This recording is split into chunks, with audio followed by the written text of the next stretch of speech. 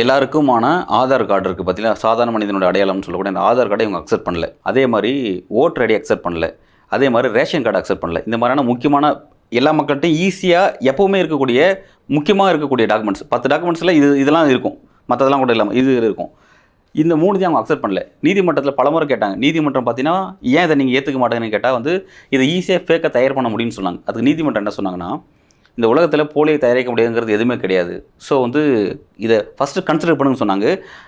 3rd time hearing வரும்போது இதை கட்டாயம் நீங்கள் பின்பற்றணும் ஒரு உத்தரவே போட்டாங்க. ஆனால் இவங்க அந்த நேரத்தில் அந்த எக்ஸஸே முடிச்சிட்டாங்க.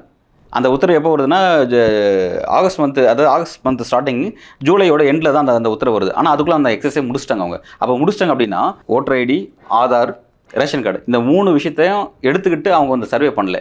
ஆல்ரெடி அவங்க சொன்ன மாதிரி அந்த 11 டாக்குமெண்ட் இருக்குல்ல, அதன் அடிப்படையில் தான் அந்த சர்வே முடிச்சிருக்காங்க அப்படிங்கிறத விஷயம். அப்போ அதன் அடிப்படையில் அந்த 65 லட்சம் பேர் வெளியேற்றப்பட்டிருக்காங்கிறது இதுவே ஒரு பெரிய ஒரு குற்றச்சாட்டு ஒன்று.